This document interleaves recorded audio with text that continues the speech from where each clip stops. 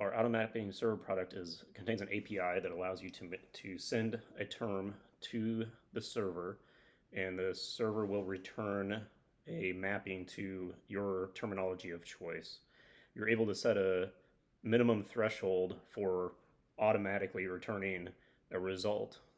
In the examples you'll see today, we set the threshold at 85%. You can configure that when you send the term to the server. If the match is above 85% for confidence, a result would be returned automatically.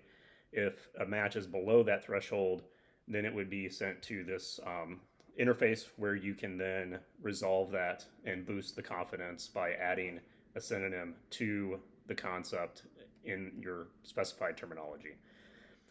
In the examples today, we'll be looking at both SNOMEDCT and ICD10CM as our returning terminologies. In this interface, we have tasks, and each task can have one or more terms within them. Some of those terms may be completed already. As you can see here, this assignment has been 66% complete, so that you can send a batch of terms in one task. If a term doesn't meet the minimum threshold for confidence, then it will show it here as available for mapping. I can look at all of them or only the final ones by choosing this option here.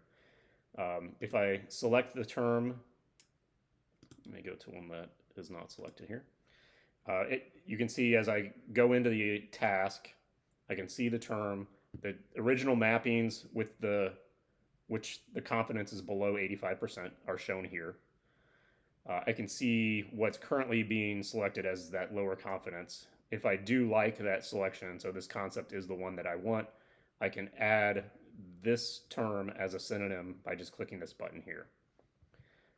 If I want to, I can click the S, and the S will then copy that down into our search. Our search, in this case, we're looking at findings, disorders, or situations within SNOMEDCT. I can review this concept and its details here. I can look at its ICD-10 mapping. In the case of this project that we're looking at here, the ICD-10 mapping that is being returned is the one that's selected here. If I need to know more about this concept, or this term, I'm not sure if that's exactly what I'm looking at, calculus of bile duct with cholecystitis. I can click this search here, and that will actually open another tab with a Google search for that term. So in this case, if we look at the information, choledocholithiasis, it seems to be a gallstone in the common bile duct. And if we look at this term here, it's just the bile duct for the concept. And it's matching on it because it has the choledocholithiasis on it with cholecystitis. So we need to find a different concept. So we can go up to calculus of bile duct, and then we can navigate downward. Calculus of common bile duct. I can then copy, add a synonym,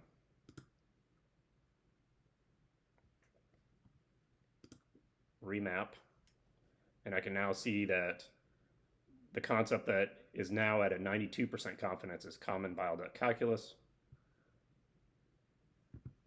and it's returning this concept as the ICD-10 code.